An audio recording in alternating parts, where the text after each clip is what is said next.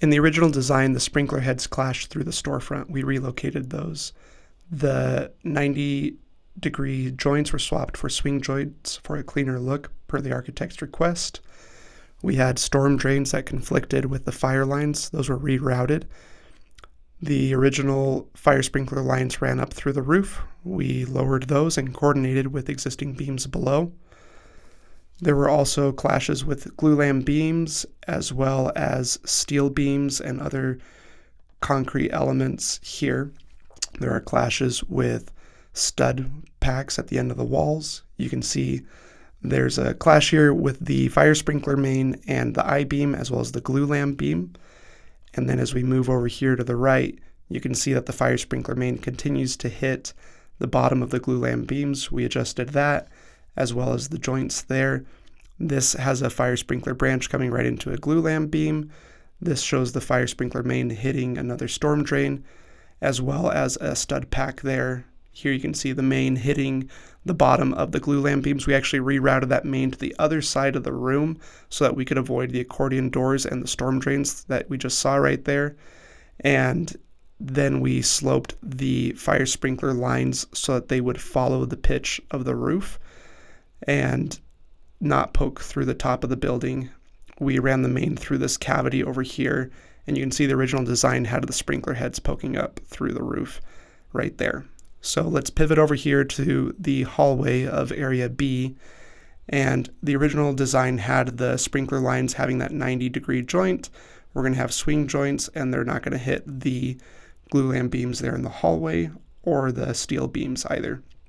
The original model had a lot of these fire sprinkler lines diagonally going up. You can see them sectioning up here through the roof. We lowered all of those and have written RFIs to coordinate where those fire sprinkler lines go through the glulam beams so that they're aesthetically pleasing and provide the right amount of fire coverage. Here you can see the fire sprinkler main line used to go through the corner of a concrete wall and then up through the roof. We've lowered that and coordinated with the structure below. Back then it was going back down through the roof here, and then in the existing building it was still shown going up through the roof. And then these lines were hitting the beams here. We're going to add lines there so that they don't hit the beams. This whole area C right here was a big RFI so that the fire sprinkler lines wouldn't penetrate the beams at their connection points, rather through the center. So that was a big change there. And then as we go over here to the theater, I want to address that the projector room only had fire sprinkler lines on the lower level, and then we noticed that they probably needed some on the upper level too. Those got added, and then the lines used to go straight through the opening for the projector. We're coordinating that so that they don't go through this opening, especially now that the opening's bigger and there's a condensate line there for the mini splits below and above the projector room that we need to coordinate with. Here at the vomitories, there were fire sprinkler lines that needed to be placed between the bottom of that floor and the top of the ceiling below. There's only like a 1/16 of an inch. The original model just had them on top of the floor, which is not how you want them. People to trip over fire sprinkler lines.